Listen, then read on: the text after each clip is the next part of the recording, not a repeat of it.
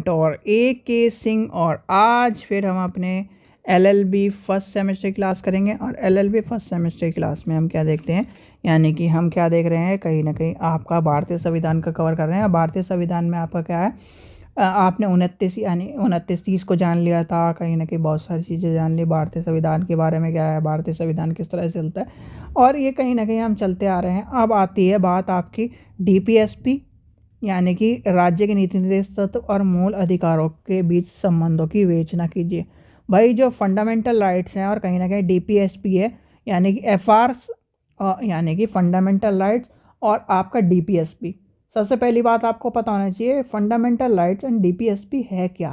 Fundamental rights किस बात की बात करते हैं, DPSP किसकी बात करता है, राज्य के नीति निर्देश तत्व क्या है, किस लिए काम आते हैं, ठीक है। तो ये सब चीज़ें आपको पता होनी चाहिए। तो सबसे पहले क्या करना है, वीडियो को लाइक करना है, शेयर करना है, टेलीग्राम ग्रुप को ज्वाइन करके रखना है, जिससे आपको इंपॉर्टेंट इन्फॉर्मेशन मिलती रहे।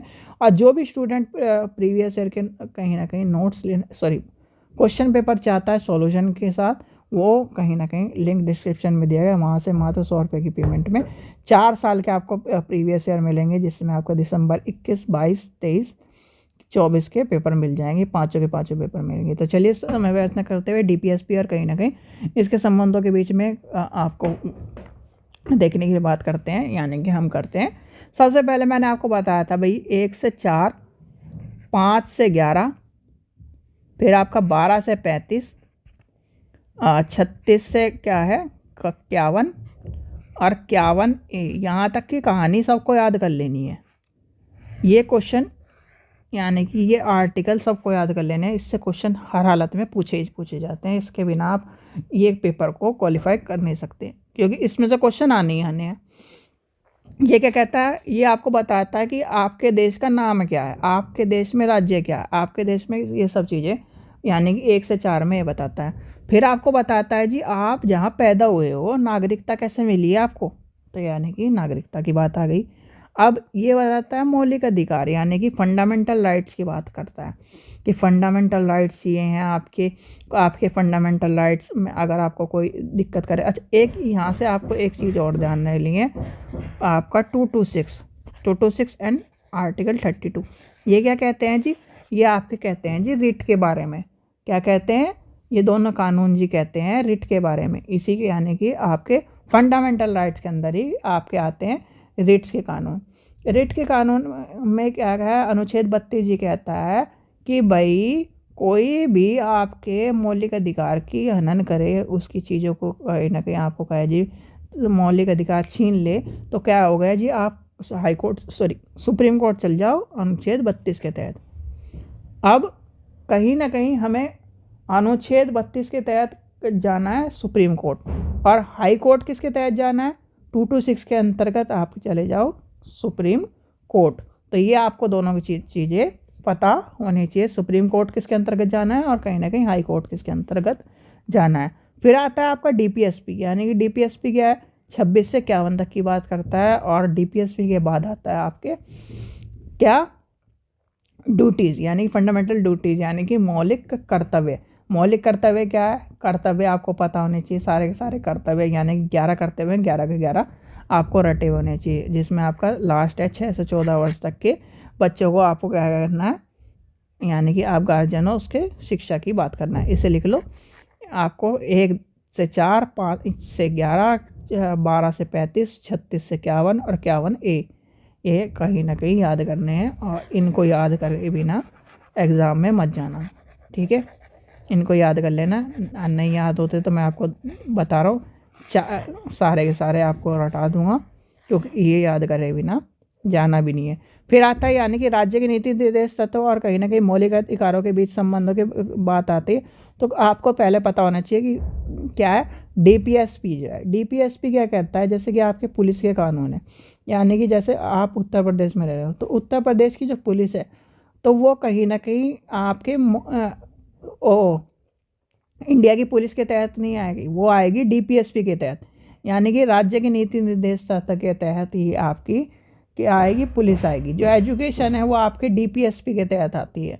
तो ये आपको पता होना चाहिए कि कौन से राज्य के नीति निर्देश तत्व के अंतर्गत आती है और कौन से मौलिक कर्तव्य के अंतर्गत आती है।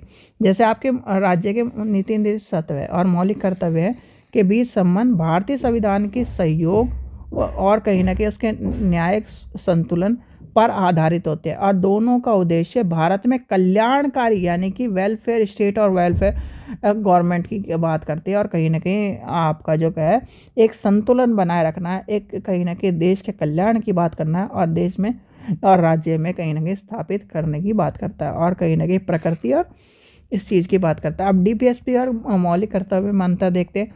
सबसे पहले आती है डीपीएसपी। आप मौलिक कर्तव्य की बात करते हैं, मौलिक अधिकार। मौलिक अधिकार का है भाग 3 में। भाग 3 में क्या है आपका, क्या है 12 से 35 तक दिए गए हैं। नैतिकता की यानी कि नीति निर्देश तत्व आपके क्या है 36 से 51 तक है। भाग क्या है 4 में है, ठीक है, किसमें भाग 4 में है। अब ये क्या करता है, प्रकृति कैसी होती है इसकी, नकारात्मक होती है। ये राज्य को कुछ यानी कि राज्य को कुछ करने से रोकता है। भाई राज्य को क्या करता है, भाई ये आप क्या कर सकते हो, ये आप यानी कि किसी व्यक्ति के मौलिक अधिकारों को हनन नहीं कर सकते। ये क्या कहता है, आपका मौलिक कर्तव्य कहता है। अगर आप क्या है राज्य यानी कि कोई भी राज्य, कोई भी स्टेट किसी भी व्यक्ति के मौलिक कर्तव्यों का मौलिक अधिकारों का हनन करता है तो वो कहाँ जा सकता है, ठीक है, कहाँ जा सकता है, सुप्रीम कोर्ट जा सकता है। कहाँ जा सकता है, हाई कोर्ट जा सकता है, ठीक है। आपने देखा होगा टीचिंग पे या फिर किसी भर्ती पर आपने हाई कोर्ट चले गए, हाई कोर्ट से स्टे लग गया, किस वजह से लगता है, वो इसी वजह से लगता है, ठीक है। तो आपको पता होना चाहिए वाला कानून। फिर आता है अब नैतिक यानी कि डीपीएसपी क्या कहता है, डीपीएसपी क्या है पॉजिटिव में कहेगा, डीपीएसपी के तहत तो सारे कानून ही चलते हैं। तो क्या कहता है, सकारात्मकता की बात करता है, राज्य कुछ यानी कि राज्य को कुछ करने का निर्देश दे देता है, ठीक है, कि भाई आपको ये कानून बनाने हैं, ये चीज़ें लेके चलनी है, तो वो डीपीएसपी के तहत आती है। पुलिस को कहीं ना कहीं ये पावर दी गई कि भाई कोई भी अपराध करे तो इस तरह की चीज़ें कर दो, तो किसके अंतर्गत, वो डीपीएसपी के अंतर्गत गए। फिर आ जाता है नियोजित करना, कहीं ना कहीं उल्लेखन करने का, और न्यायालय जा सकते हैं। तो इसमें क्या है, वही आपको मैंने बताया अनुच्छेद 32। इसमें क्या है, जो नीति निर्देश तत्व बनते हैं वो किसी यानी कि नीति निर्देश तत्व के अंतर्गत कोई भी व्यक्ति न्यायालय के सामने नहीं जा सकता, यानी कि कहीं ना कहीं नॉन जुडिशियल होते हैं और कहीं ना कहीं न्यायालय नहीं जा सकता। फिर आता है इसका उद्देश्य क्या है, ये यानी कि राजनीतिक लोकतंत्र स्थापित करने की बात आते हैं, और इसमें सामाजिक और आर्थिक लोकतंत्र की स्थापना की बात आते हैं। यानी कि इसमें राजनीतिक की बात आएगी और इसमें स्थापित की यानी कि सामाजिक और आर्थिकता की बात आएगी। वैधता की बात करें, इसका उल्लंघन करने पर कानूनी अमान्य होता है, ठीक है, कानून जो होता है अमान्य हो जाएगा, ठीक है। इसका उल्लंघन करने पर कहीं ना कहीं कानून अमान्य नहीं होगा, इसमें कहीं ना कहीं आप ही को सज़ा मिल जाएगी, और इस तरह की चीज़ें आपको देखने के लिए मिलेगी। मान लीजिए आपने कहीं ना कहीं मौलिक अधिकारों का कहीं ना कहीं हनन कर दिया सरकार ने, तो क्या हो जाएगा, क्या हुआ, ये आपका अमान्य हो जाएगा। तो ये आपको पता होना चाहिए। फिर आता है संबंध, यानी कि संबंध और विकास, न्यायिक संघर्षण की बात करते हैं। तो डीपीएसपी और मौलिक जो कहीं ना कहीं अधिकार के बीच संबंध कहीं ना कहीं विकास न्यायिक निर्णय के 3 मुख्य चरणों से गुजरता है। मौलिक अधिकार के प्रावधान यानी आरंभिक चरण, जिसमें आरंभिक चरण में क्या है, न्यायालय के मौलिक अधिकार डीपीएसपी से ऊपर माने जाते हैं, ठीक है। और इसमें कहीं ना कहीं आपको एक केस याद कर लेना है। केस अगर आपको ना भी याद रहे, मैं आपको बताता हूँ, केस इतना इंपॉर्टेंट नहीं है। केस से ये हो जाता है कि जहाँ आपने 10 लाइन लिखी, अगर आप केस लिख देते हो तो थोड़ा सा चल जाता है।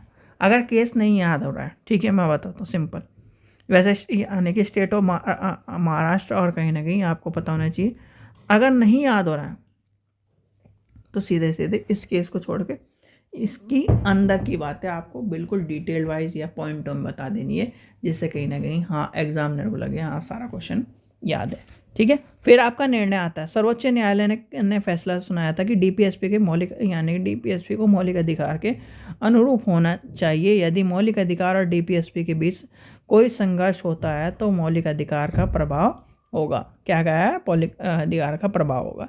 निष्कर्ष क्या निकला, इस निर्णय के बाद डीपीएसपी को गौण माना गया। हालांकि न्यायालय ने यह कहा कि संसद मौलिक अधिकार का संशोधन करके डीपीएसपी लागू कर सकती है, ठीक है। क्या कर सकती है, लागू कर सकती है। अब क्या है, डीपीएसपी के जो प्रावधान देने वाले प्रयास हैं वो क्या है, संसद ने संविधान को संशोधित करते हुए डीपीएसपी को मौलिक यानी कि अधिकारों का प्रावधान देने का प्रयास किया है। और 25वें संविधान संशोधन 1971 में इस यानी इसके द्वारा अनुच्छेद 31C जोड़ा गया, जिसमें यह प्रावधान किया कि यदि कानून में 29B और 29C सामुदायिक संशोधन का समान वितरण और धन की संकेंद्रित को रोका जाए तो लागू करने के लिए बनाया जाता है, तो उसके आधार पर चुनौती नहीं दी जा सकती। क्या नहीं दे सकती, चुनौती नहीं दे सकती। और 14 असमानता और 19 जो स्वतंत्रता का उल्लंघन यानी कि उल्लंघन करता है, किसके यानी उल्लंघन करने की बात भी होती है इसमें।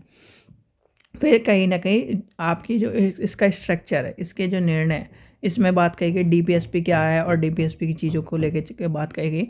एक ही चीज़ आपको ध्यान रखनी है इसमें कि जो कहीं ना कहीं डीपीएसपी में जो चीज़ें जोड़ी गई, यानी कि मिनर्वा मिल्स वाला, मिनर्वा मिल्स बनाम बारासिंगा, ये ध्यान रखना है। ये वाला क्वेश्चन आप शॉर्ट में पूछा जाता है। मिनर्वा मिल्स जो था, Minerva mills versus union of India, 1980 की बात है। इसमें क्या निर्णय निकला, इसमें निर्णय निकला अनुच्छेद 31C के प्रावधान को असंवैधानिक घोषित कर दिया, और जिसमें सभी डीपीएसपी के मौलिक अधिकार जैसे 19 और 14 है को प्रदान दे दी। भाई डीपीएसपी को जब अगर राज्य सभी चीज़ में कहीं ना कहीं अपनी मनमानी करने लगेगा तो क्या होगा, हनन हो जाएगा, व्यक्तियों की स्वतंत्रता छिन जाएगी, समानता छिन जाएगी। तो इस चीज़ का ये कहा गया। अब इसमें कहीं ना कहीं निष्कर्ष क्या निकलता है, वर्तमान में सुप्रीम कोर्ट ने, यानी कि आपके सुप्रीम कोर्ट की दृष्टि में ये क्या है कि डीपीएसपी मौलिक अधिकार से ऊपर है, और उनका क्या है उद्देश्य कल्याणकारी राज्य के लक्षणों को प्राप्त करना है। न्यायालय ने अब डीपीएसपी का उपयोग मौलिक अधिकारों के उचित व्याख्या करने के लिए एक मार्गदर्शन सिद्धांत के रूप में करना शुरू करा है, और यह सुनिश्चित किया है कि कोई भी कानून डीपीएसपी को लागू करने के नाम पर मौलिक अधिकारों का मूलभूत ढांचा का उल्लंघन नहीं करेगा। यानी कि भाई मौलिक अपने डीपीएसपी के चक्कर में हमारे मौलिक यानी कि व्यक्ति के मौलिक अधिकार और क्या उसके हनन कर दो। तो ये सब चीज़ें आपको पता होनी चाहिए, ठीक है। तो डीपीएसपी और क्या है, सबसे पहली बात आपका डीपीएसपी किसके अंतर्गत आता है, भाग 4 के अंतर्गत। कानून यानी कि आर्टिकल कौन से, 36 से 51। फिर आपका मौलिक कर्तव्य किसके, भाग 3 के अंतर्गत। कौन सा है, 12 से 35, ठीक है। अब इसमें क्या है डिफरेंस, यानी कि ये क्या करता है, न्यायालय इसके यानी कि न्यायालय में से चैलेंज नहीं करा जा सकता। ये राजनीतिक लोकतंत्र की बात करता है, और इसका उल्लंघन करने पर यानी कि अगर कोई कानूनी रूप से इसका उल्लंघन करता है तो अमान्य हो जाएंगे, ठीक है। इसमें पर नीति निर्देशित में उल्लंघन नहीं होंगे, ये सब चीज़ें आपको देखनी होंगी, ठीक है। इसमें मेनली आपको कहीं ना कहीं अधिकारों का हनन हो तो कहाँ जा सकता है, अनुच्छेद 32 के तहत कहीं ना कहीं सुप्रीम कोर्ट भाग सकता है, ठीक है। तो ये आपको पता होना चाहिए, ठीक है बच्चों। चलिए आशा करता हूँ आपको वीडियो पसंद आई तो लाइक करें, चैनल को सब्सक्राइब करें, वीडियो को शेयर करें। Thank you.